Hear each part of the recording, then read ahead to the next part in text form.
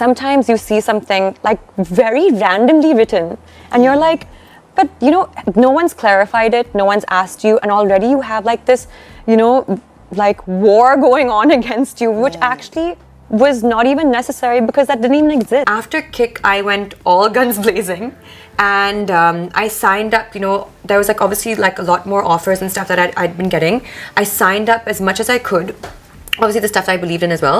and I just went for it. तो क्या सच में जैकलीन के म्यूजिक वीडियो में वार्डरोब मेल फंक्शन हुआ था, या फिर इंटरनेट ने एक नॉर्मल सीन को अननेसेसरी वायरल कर दिया है? और अगर वो क्लिप वाकई ओरिजिनल वीडियो का है तो इतना बड़ा प्रोडक्शन टीम ने उसे अपलोड करने से पहले नोटिस कैसे नहीं किया? क्या ये सब सिर्फ एक टेक्निकल मिस्टेक थी, या फिर आजकल के टाइम में कंट्रोवर्सी भी एक नए तरीके का प्रमोशनल फॉर्मूला बन गई है? इस सब पर बात करें उससे पहले एक छोटी सी रिक्वेस्ट कि हम 1000 सब्सक्राइबर्स के बहुत क्लोज हैं, तो जल्दी जल्दी सब्सक्राइब कर लो। तो सबसे पहले बात करते हैं म्यूजिक वीडियो जुगनी कंट्रोवर्सी के बारे में। ऐसे कुछ दिन पहले जैकलीन फर्नांडिस और बी प्राक का एक नया सॉन्ग रिलीज होता है नेम्ड एज जुगनी, बट सॉन्ग के रिलीज होते ही लोगों का अटेंशन सिर्फ एक स्पेसिफिक फ्रेम पर चला जाता है, जिसे social media users wardrobe malfunction है ये बता रहे थे, जिसके स्क्रीनशॉट्स और एडिट्स हर एक सोशल मीडिया प्लेटफॉर्म पर बहुत ज्यादा सर्कुलेट हो रहे थे। हालांकि शुरू में तो काफी लोगों ने ये कहा कि अरे एआई जनरेटेड हो सकता है, या फिर किसी ने तो डीप फेक बनाया होगा, लेकिन फिर काउंटर करते हुए कुछ यूजर्स ने ये कहा कि नहीं, ओरिजिनल अपलोड में ये फ्रेम बहुत टाइम तक प्रेजेंट था, और जब इतना हंगामा हो गया तो उसको ब्लर कर दिया गया बाद में, जिस वजह से डीप फेक वाली थ्योरी तो बिल्कुल ही वीक है। जिसके बाद फिर ऑडियंस दो ग्रुप्स में डिवाइडेड हो जाती है, जहाँ एक साइड का मानना है कि अरे एडिटिंग मिस्टेक हो सकती है, वहीं दूसरी साइड का मानना है कि इतनी प्रोफेशनल टीम्स होती हैं, इतना बड़ा प्रोडक्शन लेवल है, तो ऐसे में ऐसे वार्डरोब मेल फंक्शंस को बिना नोटिस किए अपलोड कर दिया जा रहा है, ये थोड़ा सस्पिशियस लगता है। एंड ऑनेस्टली यही पूरे कंट्रोवर्सी का ना रियल रीजन भी है, क्योंकि लोग ना ये सवाल उठा रहे हैं कि शूट के वक्त किसी ने नोटिस नहीं किया, चलो मान लिया सब कुछ जल्दी जल्दी में हो रहा होगा, लेकिन पोस्ट प्रोडक्शन में एडिटर्स ने भी नहीं देखा, colour grading, camera cuts, approvals, final review, इतने सारे स्टेजेस के बाद भी किसी को ये फ्रेम दिखाई नहीं दिया, जिस वजह से कई लोग इसे केयरलेस और अनप्रोफेशनल अप्रोच बताने लगे।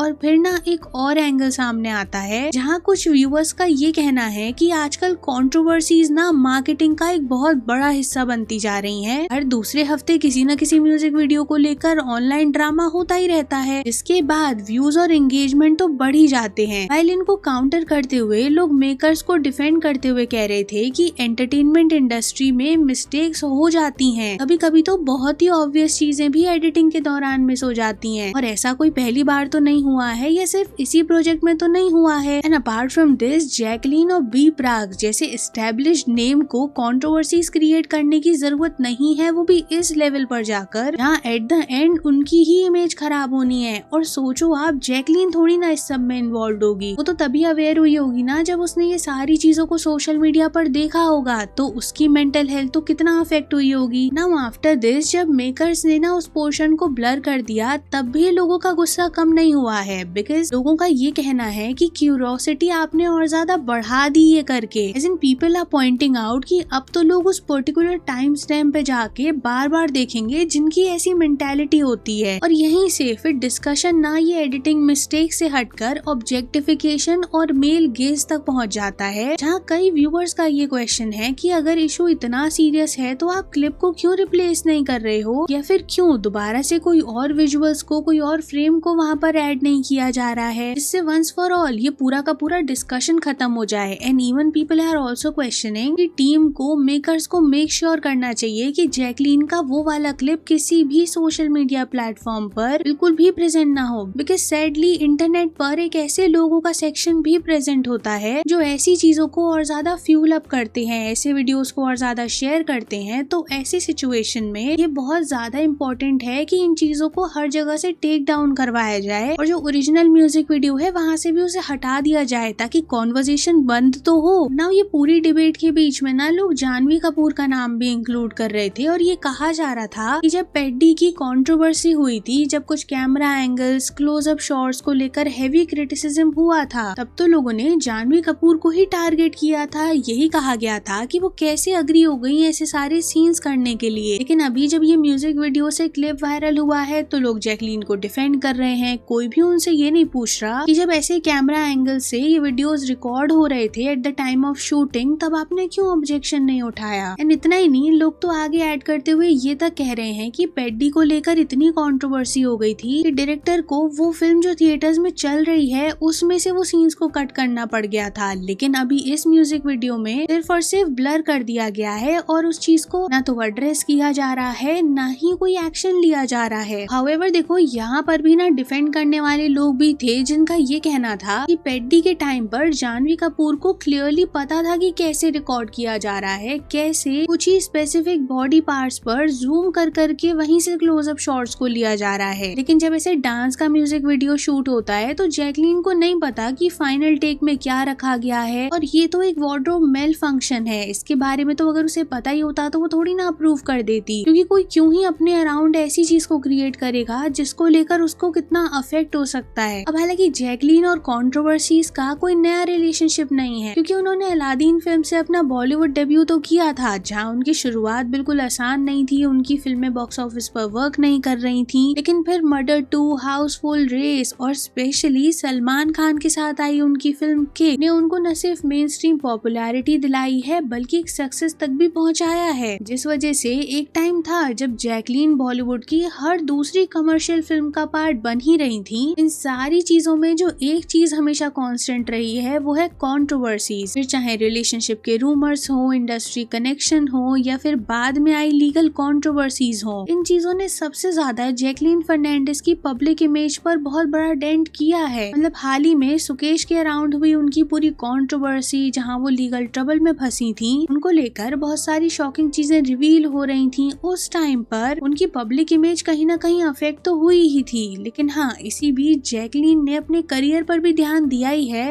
हाल ही में अक्षय कुमार की आई film welcome to the jungle में भी वो फीचर हुई थी। लेकिन लोगों को अब ये लगता है कि एक टाइम पर जहां वो एज ए लीड एक्ट्रेस दिखाई देती थी, आज वहीं वो सिर्फ एक मल्टी स्टारर फिल्म का पार्ट बन के रह जाती हैं, या फिर कुछ ऐसे म्यूजिक वीडियोस आते हैं उनके जो कभी तो बहुत ज्यादा सुपरहिट हो जाते हैं और कभी अपने साथ कुछ बहुत बड़ी कंट्रोवर्सीज को क्रिएट कर देते हैं। और इसीलिए जुगनी कंट्रोवर्सी इंटेंशनल थी या फिर सिर्फ एक अनफॉर्चुनेट मिस्टेक, इसका जवाब तो मेकर्स के पास ही हो सकता है। क्योंकि जब तक जैकलीन और प्रोडक्शन टीम की तरफ से कोई ऑफिशियल कंफर्मेशन नहीं आ जाता, इस पूरी कंट्रोवर्सी पर किसी को भी पॉइंट आउट करके अक्यूज नहीं किया जा सकता है। बिकॉज जो लोग इसे अभी जानवी वाली कंट्रोवर्सी से लिंक कर रहे हैं ना, तो आपको याद होगा कि जानवी को जब बहुत ज्यादा मैसिव बैकलैश मिल रहा था तो कुछ चेयर्स वगैरह लीक हुई थी जानवी की। यहाँ पर वो ये कह रही थी कि शूटिंग के टाइम पर भी वो अनकंफर्टेबल थी, इन चीजों को उठाया गया था, जहाँ उन्होंने क्लियरली सारा का सारा डायरेक्टर और वो फिल्म मेकिंग टीम पर ही डाल दिया था। लेकिन अभी इस म्यूजिक वीडियो को लेकर ऐसा कुछ भी नहीं आया है, बिकॉज एंटरटेनमेंट और ऑब्जेक्टिफिकेशन के बीच एक बहुत थिन लाइन होती है और अगर वो क्रॉस हो जाए तो चीजें ऐसे ही टर्न आउट होती हैं। अब बाकी तो अपना ओपिनियन आप कमेंट बॉक्स में जरूर बताना, and don't forget to like and share the video, subscribe to the channel, and thanks for watching.